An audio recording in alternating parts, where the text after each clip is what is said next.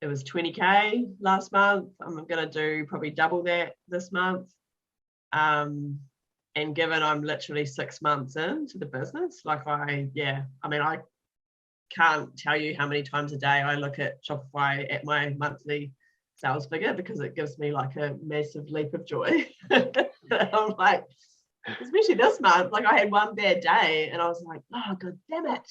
I only got like $1,200 worth of sales today. And I was like, who the fuck are you? Seriously. And then I looked at my July trajectory and I've already hit my June amount, and it's like not even halfway through the month. Yeah. I was like, oh my God, this is amazing. Yeah, but I mean, I think about where I started and where I'm now. I mean, it's light years away. It's just that, you know, now you get to a point and it's almost like you don't look back and congratulate. You go, oh, right, let's master this even more. Yeah. So, and same with the numbers. I mean, you know, I get frustrated some days. I think, you know, my average sales at the moment have gotten up over $1,000 a day, which is outstanding for where I started. But, you know, 3 months ago, I was celebrating 4 orders at around $130 each. And that was a great day. And I was like, yeah, okay, let's grab a beer. And now, you know, you sort of forget and you go, oh God, what's going on? Why is this thing plateauing on me? And then you get into Shopify and you look at your monthly result, because one day does not a business make, right? So you have a shit Thursday, but then you look at the month and you go, oh Jesus, actually, let's calm the farm, because this is actually looking bloody good, you know? So I was so confident in the brand that I handed over the reins, I guess, to quite an established social agency who had some lofty goals to get me to a first lot of sales volume. And yeah, I think over the 3 months that I had them on board, they did some beautiful stuff, some lovely stuff, but really no understanding of that serious cut through and the full kind of engine. They just didn't get anywhere near the goals for the spend that I'd put their way. I didn't push hard enough on what my gut was and the research that I'd done to date, and I sort of let these other experts run with stuff.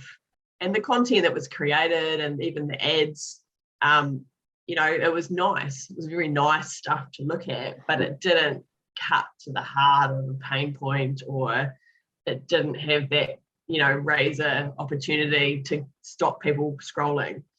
Yeah, I think I would just be really careful of any big, I probably use this a bit harshly, but probably more cookie cutter agencies who actually kind of want to keep their process and smarts to themselves because it serves them if you don't know too much. So I remember like grafting for 2 days to get a certain report out of this agency and asking questions, and I'm just getting so frustrated that, like, just be fully transparent with me and then I will want to use you a lot more. And there was just like a real resistance to that sharing of information. So yeah, I would definitely caution the whole, who do you align with in the early days and why are you aligning with those people? You know, do you know everything about this and therefore your farming tasks out just for a bit of pace with right value fit partners? Or are you of the belief, which is wrong, that you can't do this bit yourself and so someone else needs to do it? Because that's, you know, that's what I've learned, is that that's just not right, you know? Once you know the rules, then you can break them. So until you know them, you can't break them. And it's the same with this, I think, until you know how all the bits are set up and how they fit together, then you can't really A, break the rules, or B, farm out bits to other people who are going to do stuff for you, because they're never going to know what's in your head, or you know, they can be as close to the business as you want, as you can try and get them, but they're never going to quite be you know, the person who started the whole thing. In all honesty, I started this, launched my ads, and then procrastinated for about another 3 weeks to start doing that compass, because I was just like, oh, that's disgusting. I can't even look at that spreadsheet. Like, oh, yuck, who's actually doing this? And then I realized I was like, fuck. Sorry, my language is getting worse as we go along. You know, on what basis are you making decisions? And I was going into, I was getting into ads manager, and I was looking around, doing all this. I said, Gemma, I got to the point where Daryl said, look, you need to get on a call. I was like, shit, I can't get on a call because I don't have my bloody compass. Like, you're going to, it's like the teacher's going to be like, you're so naughty, Gemma, get off the course now. Like, it's unacceptable behavior. And so I think I spent a whole day pretty much, because it took me a while to get, okay, I'm going to save all the reports areas, all the different bits. Maybe not a whole day, but I spent a good few hours retrofitting all of the smarts from the first month into the compass. And once I'd done that, oh my gosh, it's like, look at me. I'm seriously set up for success. And also that the month was bloody good. Like, it was amazing. And I looked at the KPIs and I was like, shit, this is actually surprisingly good.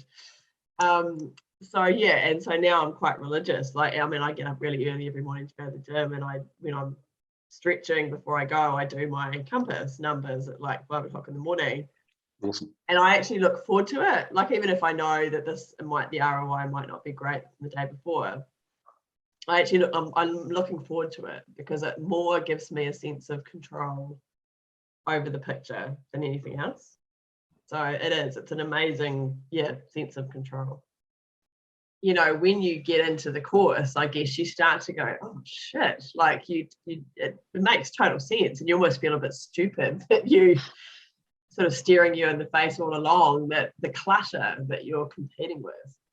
And I won't even say skincare is the most competitive industry, because it doesn't actually matter. It's just that you're competing with a ridiculous amount of beautiful clutter, as well as other people's distractions in their lives.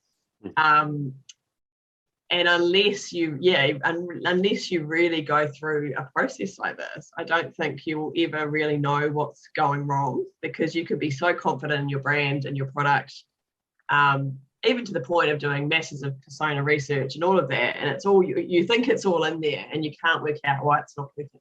And I think this is really common in the process for a lot of people, is that you have this product and this brand, and you want to try and tell the world every single amazing thing about it, because that's what's going to get you sales. Is if I can have like 10 things that I'm talking about compared to the competitors, that's got to be good, right?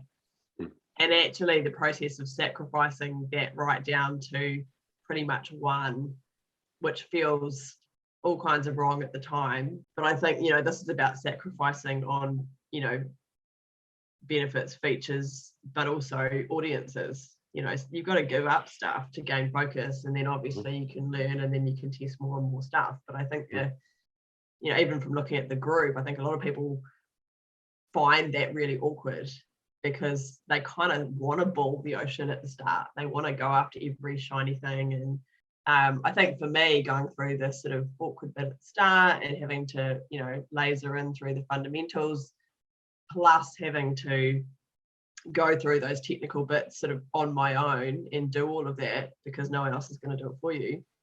By the time I was sort of ready to get to the creative, which I guess is my one jam that I was waiting to do. I was like, I can wait to get this part of the course.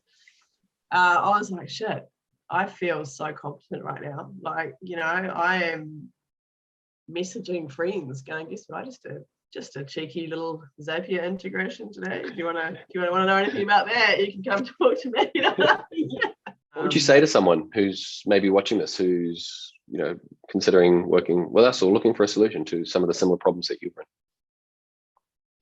I would say that I'm the biggest cynic as anyone when it comes to this stuff, and I've even done courses similar in the past, and they've been not what they're cracked up to be. This is the best investment into any piece of training that I've ever done in my old age. So yeah, I mean, I don't know, I would recommend it to anyone who, to be honest, not even an e-commerce business. I think probably most marketers could actually benefit from this. I know they're not your target market, but yeah, there's just some very modern, practical, smart thinking within the course that I think, the majority of business owners and marketers in general could actually learn from. So yeah, take it down to the purpose-driven e-commerce brands. I would say absolute no-brainer. I would never be where I am right now without having gone through the process.